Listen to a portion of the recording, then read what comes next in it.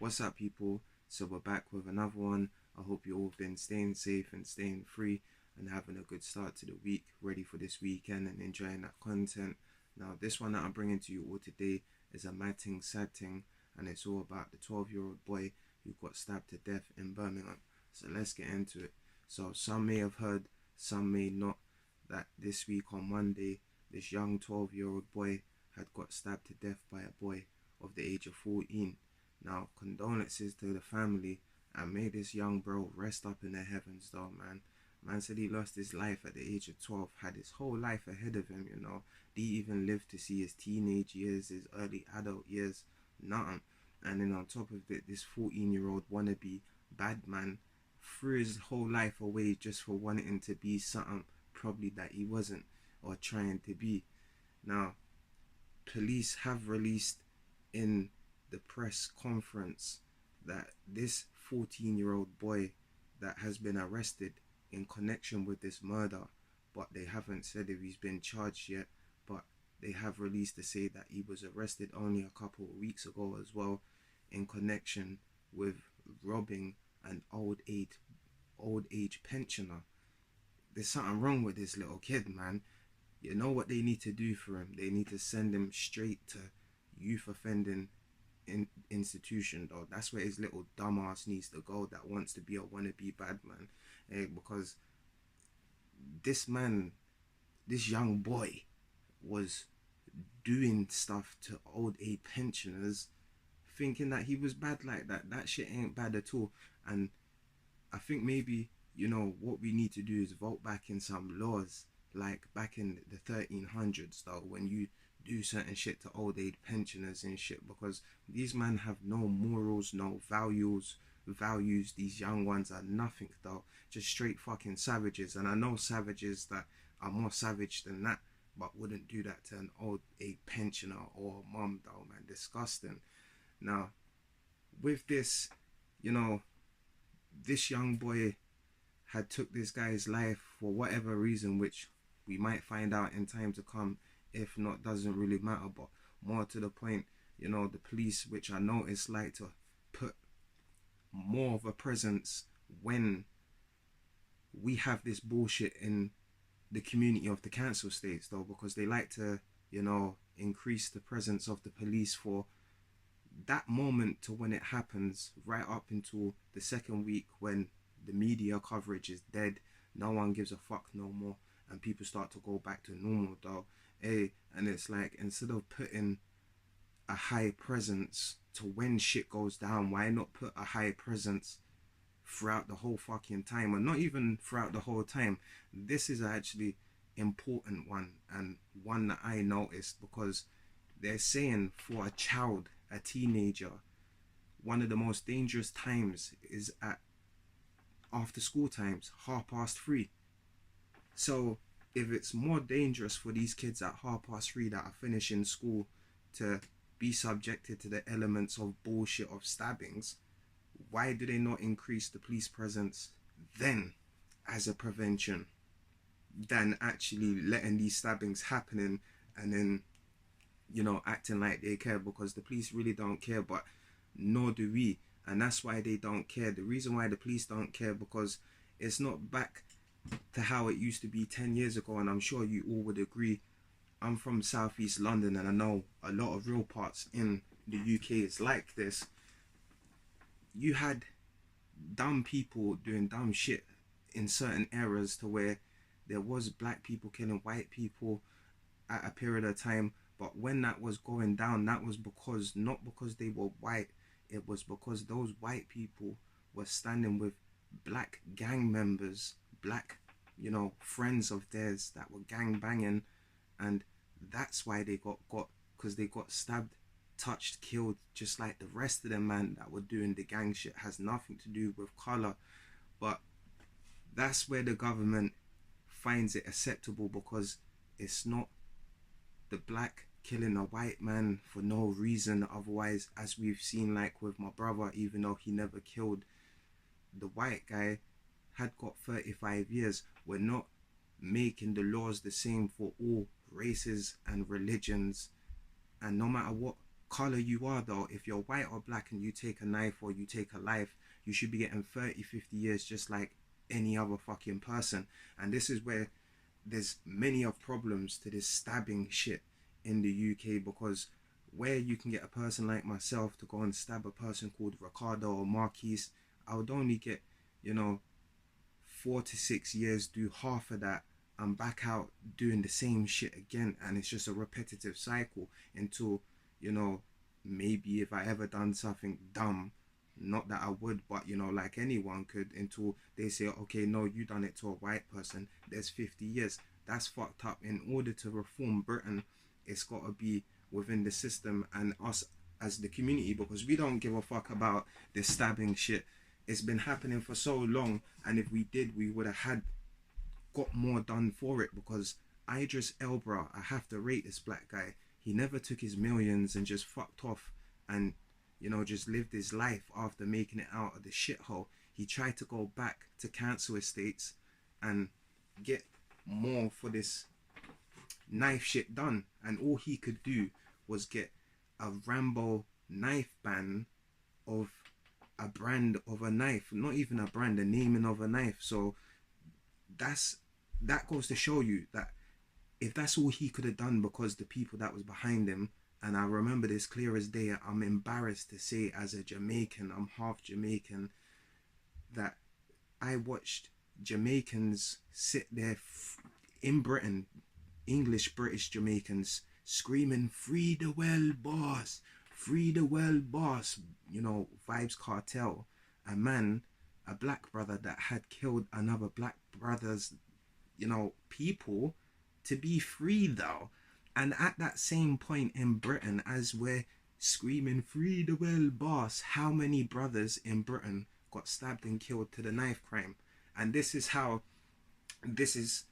the only results to what is happening, is because we don't give a fuck, and nor does the government care. The government only care when it starts become a racial thing. And when you look at even the wannabe gangbanging suburbians, they're killing their own people. Charlie, George, James and Sam, when they go and take their mum's George Foreman and use it, they're not killing no Ricardo, Marquise, nothing like that. They're killing a man from 4 houses down the line that had nothing to do with this gang shit. So, like I said, in order for this stabbing shit to stop, it's got to be us as the community. We need to do something about it though, because there was no white brothers or sisters behind Idris Elba. There was no Muslim brothers or sisters. There was no Jamaican Yardis, no Africans protesting with him to make sure that we could have got a lot more done with, you know, with what we could have with our abilities. But we just sat back instead and let Idris do what he could have done, and that was just a Rambo. And that's why we still have this big fucking problem of the stabbings. And like I said, and I'm gonna say it again, the government needs to enforce the law. And that's what it comes down to, because it's a lawless Britain that we're living in. And to think that you could just walk down the street and get stabbed to death by an idiot, or to some dumb shit that happens from someone else's bullshit, it's fucking wild, man. And it's like, with the stabbings, it's not something that it's not something that we should be taking lightly, because it's not something that just the parents and us as the older generation or middle generation, it's going to be the younger generation that's living through this bullshit as well. And as long as we continue to not care and do nothing about it, it's just as much as the government sits back and gives 2 flying fucks about it either. And what I'm not rating nowadays is just, you know, most men that are taking man's life, it's not even taking the people's life that should have been meant to be taken though. And when you hear a man saying, oh yeah, I took a man's life, it wasn't even the guy that you've been talking about for 3,000 days, how when you see him you're gonna get him. It's on some bullshit that, you know, you got up into some shit, didn't like your feelings getting hurt or something. And it's just bullshit, man, because that's the whole problem with this stabbing fucking shit, is that it's easy to say to these young ones, okay, don't roll with a knife. But if you don't roll with a knife, you can lose your life though. So it's either you roll with the knife or you lose your life, because when you look at the situation of Vikings and Romans back in their eras, yeah, imagine a man being unarmed in a situation of an era where everyone's armed to the teeth and you get yourself into a predicament. How the fuck do you can't do nothing apart from trying to disarm it verbally? And if you can't do it verbally, then that means you have to then pay the consequences with those that do have weapons. And I'm not saying and agreeing, you know, with people having knives and weapons, but you have to fucking protect yourself, because the police can't protect you. When you look at it, if men are getting killed and stabbed in Britain and the police can't even fucking protect us, then ain't it on us as humans and us as ourself and the instinct for us to protect ourselves though? And I don't find it right in Britain that we have this dumb shit going on, and you, even though you're not taking a knife to specifically hurt anyone, is that, you know, you need something in order to protect yourself. So if you're not allowed a knife to protect yourself, and what is the defense mechanism? And this is where the law is fucked up, because they're not, it's an offense not to teach us self-defense. That's what I'm saying. Especially when you're subjected to fucking bullshit like this. The best way that I could have put it out and terminology is that it's an offense not to show a man self-defense. So we're subjected to all of this shit. What do we do for self-defense? Fight it with fists. You can't fight a man with a weapon with fists. It's impossible. What do you do? Run away. You try and run away and they still take your life. So there's no winning to this. And then when you got idiots like, you know, the mayor of London laughing, talking, making jokes about fucking machetes and Rambo knives around kids as people are dying in Britain, it's people like that we need to boot out of fucking position of power though. And this is why they want to divide us as the fucking people, as races and religions, because while we're going all to war with each other, them same fucking people that are not doing their job are still sitting there. And that's true life talks to that though, man. Now, a couple more things that I want to say before we wrap it up.